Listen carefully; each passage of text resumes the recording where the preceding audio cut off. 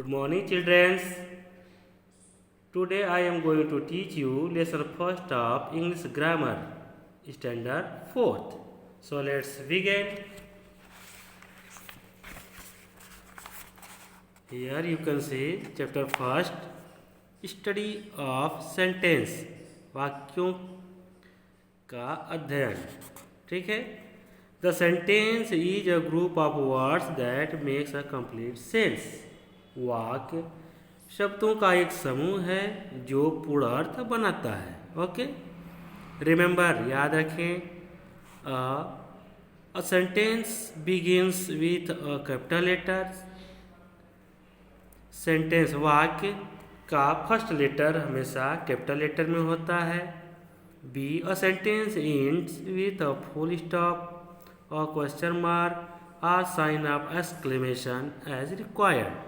Okay, sentence जहाँ समाप्त होता है, ठीक है, वहाँ पे फुल स्टॉप लगाते हैं या फिर सेंटेंस के अनुसार जैसा रिक्वायर हो क्वेश्चन मार्क लगाते हैं या फिर वहाँ पर संबोधन का चिन्ह लगाते हैं. ठीक है, इसको हम ऐसे समझ सकते हैं जैसे he is going to school. Okay, वह विद्यालय जा रहा है. ठीक है, एक पूर्ण सेंटेंस होने के लिए क्या आवश्यक है? पहला तो यह आवश्यक है कि वो प्रॉपर वे में होना चाहिए, मतलब फिक्स क्रम में होना चाहिए. एक उनका निश्चित क्रम में होना चाहिए. निश्चित क्रम में होगा तभी उसका पूर्ण अर्थ समझ में आएगा. ठीक है, तो निश्चित क्रम में होगा किसे? क्रम ये होता है पहले सब्जेक्ट होना चाहिए. ठीक है, क्या होना चाहिए? Subject. Subject plus helping verb होना चाहिए. ठीक है, हेल्पिंग वर्ब होना चाहिए. उसके बाद मेन वर्ब होता है. ठीक है,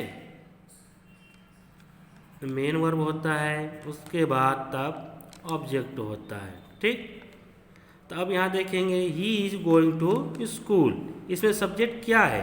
तो सब्जेक्ट का पता लगाने के लिए हम हु से क्वेश्चन करेंगे. कौन से प्रश्न करते हैं? कौन स्कूल जा रहा है? आंसर आपका आया वह क्या हो गया? सब्जेक्ट. तो पहले आप सब्जेक्ट लिख लेंगे. ठीक, ओके. फिर उसके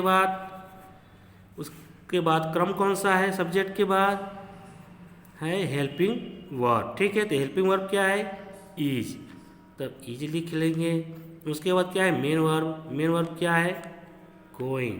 ठीक है, गोइंग. उसके बाद जो बचा है वो ऑब्जेक्ट है. ठीक,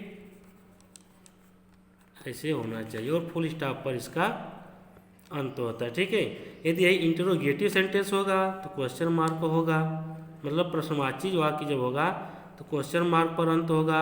और जब यह विस्मयाद बोधक सेंटेंस होता है तब वहाँ पर हम संबंध बोधन का चिन्ह लगाते हैं. ठीक है, इसको और उदाहरण से देखते हैं. In a sentence the group of words should be arrange in a particular order. वाक्य में वाक्य एक निश्चित क्रम में होने चाहिए. ठीक है, तभी आपका पूर्ण अर्थ समझ में आएगा. Let's understand from the following example. चलिए निम्नलिखित उदाहरण से इसको समझते हैं. फर्स्ट है east in sun the rises the. Incorrect है. क्यों इनकरेक्ट है? क्योंकि यह प्रॉपर वे में नहीं है. प्रॉपर वे हम अभी बताए थे आपको. सब्जेक्ट होना चाहिए, उसके बाद हेल्पिंग वर्ब होना चाहिए, फिर मेन वर्ब होना चाहिए. ठीक है, ऐसे ही क्रम से सब होना चाहिए. उसके बाद ऑब्जेक्ट होना चाहिए, जो कि इस क्रम में बिल्कुल नहीं है फर्स्ट सेंटेंस में. ठीक है, करेक्ट क्या होगा? The sun rises in the east. सूर्य पूरब में उगता है. यह करेक्ट सेंटेंस है. ठीक है, आगे देखते हैं.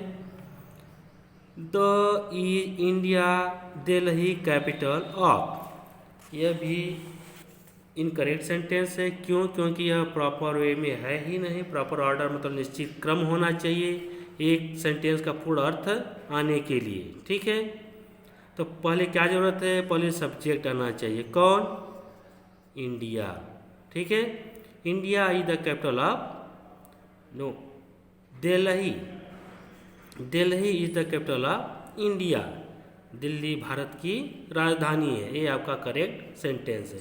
ठीक है स्टूडेंट्स, तो ऐसे ही आप लोग जो फॉलोइंग सेंटेंस है उसको आप लोग रिवाइज कर लीजिएगा। ठीक है, नेक्स्ट देखते हैं काइंड्स ऑफ सेंटेंस, वाक्य के प्रकार। There are 4 type of sentence, वाक्य के 4 प्रकार होते हैं। फर्स्ट, असर्टिव और डिक्लेरेटिव सेंटेंस, मतलब इसको असर्टिव में होता है निश्चयात्मक वाक्य। सेकेंड, इंटेरोगेटिव सेंटेंस मीन्स प्रश्नवाची वाक्य। थर्ड, इंपरेटिव सेंटेंस मतलब आज्ञासूचक वाक्य। और फोर्थ है एक्सक्लेमेटरी सेंटेंस, विस्मयादिबोधक वाक्य। ठीक है,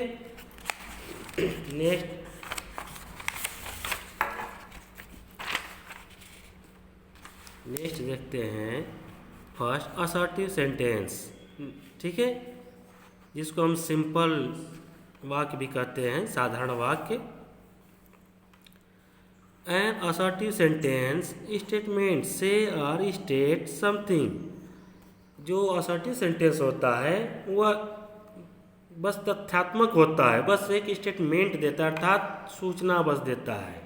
assertive sentence can be affirmative और निगेटिव। जो असर्टिव सेंटेंस होता है वह बिल्कुल साधारण या नकारात्मक वाक्य हो सकता है या होता है।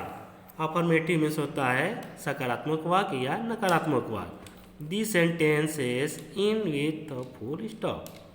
यह सेंटेंस फुल स्टॉप पर समाप्त होता है। For example, he is going to school.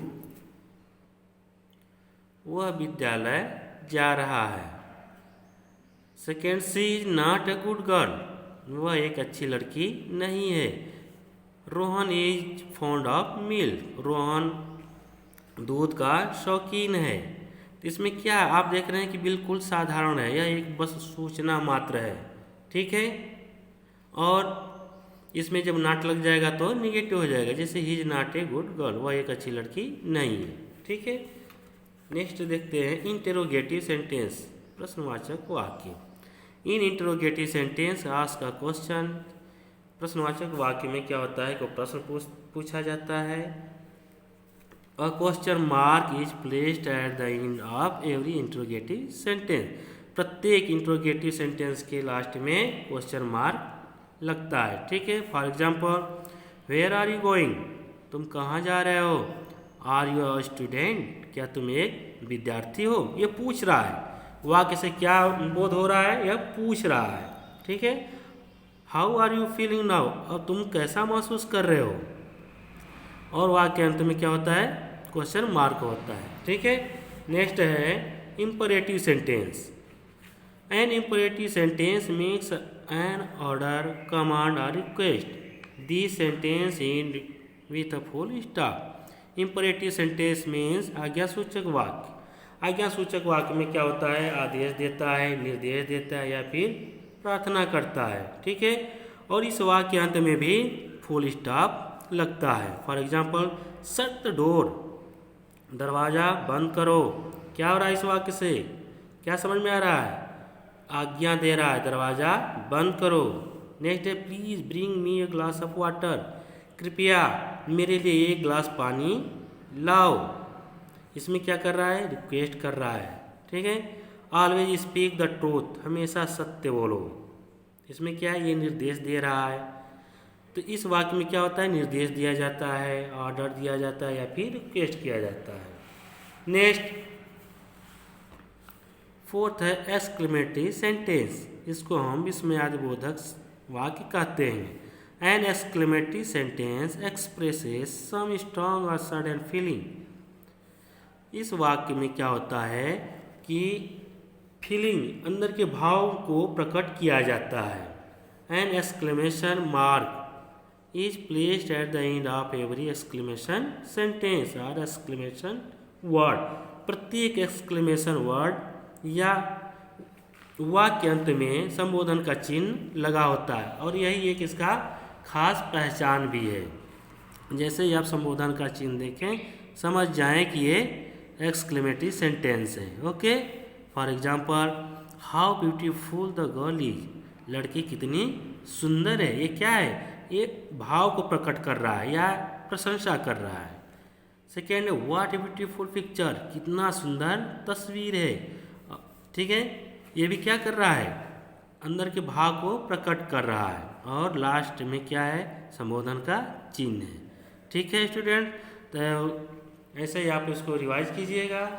Okay, thank you.